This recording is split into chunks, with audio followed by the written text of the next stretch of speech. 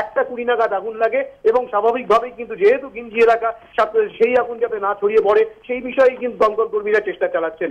বৃষ্টি হিন্দোল, বহুতলটি খালি করা হচ্ছে যেরকম জানা যাচ্ছে, সে বিষয়ে জানতে চাইবো। একই সঙ্গে ঘিঞ্জি এলাকা যেরকম জানা যাচ্ছে যে স্বাভাবিকভাবেই দমকল কর্মীদের কাজ করতে অসুবিধা হচ্ছে, এই মুহূর্তে ঠিক কি খবর রয়েছে তোমার কাছে?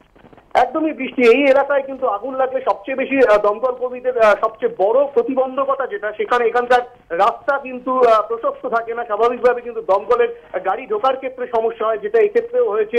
এবং এই আগুন কিন্তু ধীরে ধীরে বাড়তে শুরু করেছে এবং সেই আগুনটা যাতে বাড়তে না পারে সেই কারণেই কিন্তু পুলিশ কর্মীরাও যেটা করতে চাইছেন যে এলাকার মানুষজনকে খালি করে দিচ্ছেন এবং যারা রয়েছেন পাশাপাশি তাদেরকে খালি করার কাজ চালাচ্ছেন। এবং সাথে সাথে দমকল কর্মীরা কিন্তু দমকলের 10টি ইঞ্জিন ঘটনাস্থলে রয়েছে, দমকল কর্মীরা কিন্তু সেই আগুনকে নিয়ন্ত্রণে আনার চেষ্টা চালাচ্ছেন। এবং কিছুক্ষণের মধ্যেই কিন্তু যেটা দেখা যাচ্ছে যে একটার পর একটা ইঞ্জিন বাড়ানো হচ্ছে এবং দমকল সূত্রে যেটা জানা যাচ্ছে যে পরিস্থিতির ওপরে নজর রেখে তারা কিন্তু আরো দমকলের গাড়ি সেখানে পাঠাবেন, সেটাই জানা যাচ্ছে। এবং ঘটনাস্থলে পুরো পরিস্থিতি নজর রাখছেন এন্টালি থানার পুলিশ কর্মীরা।